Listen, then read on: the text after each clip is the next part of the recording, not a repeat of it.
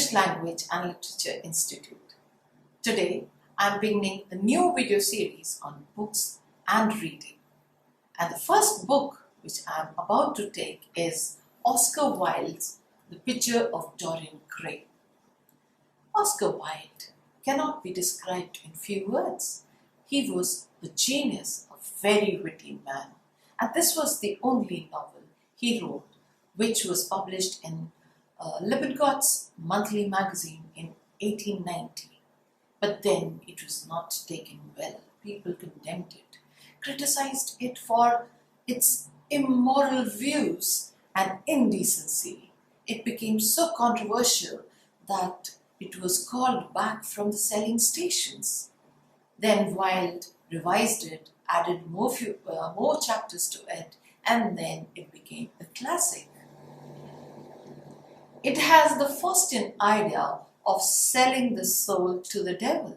Here, a young man of 20 years who is very good looking sells his soul for eternal beauty. Basil Hallward paints a marvelous masterpiece of Dorian Gray, a beautiful picture of his young Adonis, but then he does not want to exhibit it in any of the art gallery. Lord Henry Wotton, with his epigrams and maxims and willful paradoxes, keeps the interest of the reader through his dialogues. He says to Dorian that his beauty is God-given and time is very jealous. It can take away the beauty any time, so he should make full use of his beauty and enjoy the life thoroughly. Dorian is taken by these words and he wishes that his painting should get older instead of him. And this is done. It happens. He falls in love with an actress, 16-year-old Sybil Vane, who used to act in the theatres. She used to play all Shakespearean heroines like Juliet, Beatrice, Ophelia, Cordelia, Rosalind. But when she is in love with him, she forgets her acting. She only thinks about him, even on stage, instead of the Romeo, where she's playing his Juliet. This makes him very angry. Even the audience feel it very boring. Dorian loved her because of her acting, and when he sees that she is not so serious about it, he leaves her heartbroken, doesn't listen to her pleas. This girl was so much in love that she used to call him Prince Charming, and she commits suicide the next morning in her house. When Dorian finds it out, he's full of guilt. But then he says, the past is past. What is done, cannot be undone. So he moves ahead. Basil finds it very astonishing that his Adonis has changed since the painting was given to him.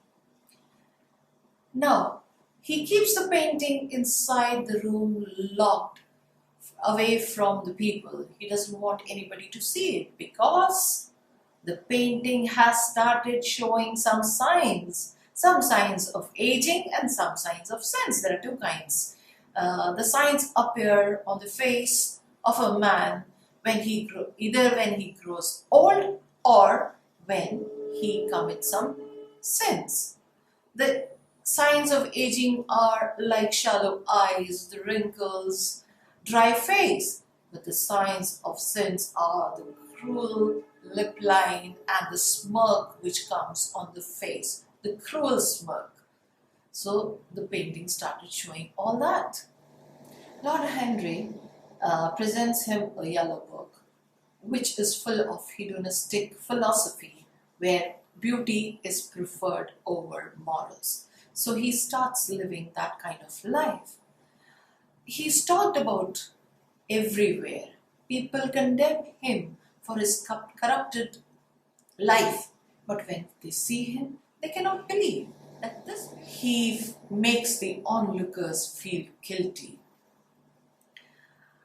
Once when Basil, before going to Paris, comes to him for the last time, he takes him to the room where the painting is, and he says that he would show him his soul, which only God could see. When Basil saw the painting, he could not believe his eyes. He thought that time must have changed, but when Dorian tells him that his wish was fulfilled, that instead of him, his painting will grow older, he is shocked, and out of frustration, Dorian stabs him until he is dead. He leaves the body in a pool of blood and calls his another friend, the scientist friend, next morning to destroy the body with the help of the chemicals so that the murder is not discovered by the people. Time goes on, day by day, week by week. The painting shows the signs of aging and sins. And whenever he looks at the painting, he is more frustrated. He cannot tolerate people talking around him. So Dorian does feel guilty many a times, like Faustus. There is a heaven and hell within us. But then he thinks it is too late for him to repent. So one day he locks himself inside the house, goes to the same room, removes the covers and stabs the painting. There is a horrendous shriek heard by the people outside. And when they break the house next day, they find an old, wrinkled body in the pool of blood, which is withered. And near to it, there was a canvas of a young man painted as if the colors were done just today. So ultimately, he died because of his sins, and the painting was there as beautiful as ever. Dorian Gray lived a dual life with a tormented soul because of his unrealistic desires. Sin is a thing which writes on a man's face, but here, whenever he committed a sin, it was written in the painting on the canvas, which tormented him more and more. There are lots of maxims, epigrams written in a aphoristic style, and allusions from Shakespeare and Dr. Faustus of Marlowe. If you like this review, please press the like button, comment, share, and subscribe to the channel. Also, explore our website www.miraclewebstore.com. Until I take the next book, take care. Bye-bye. Thank you.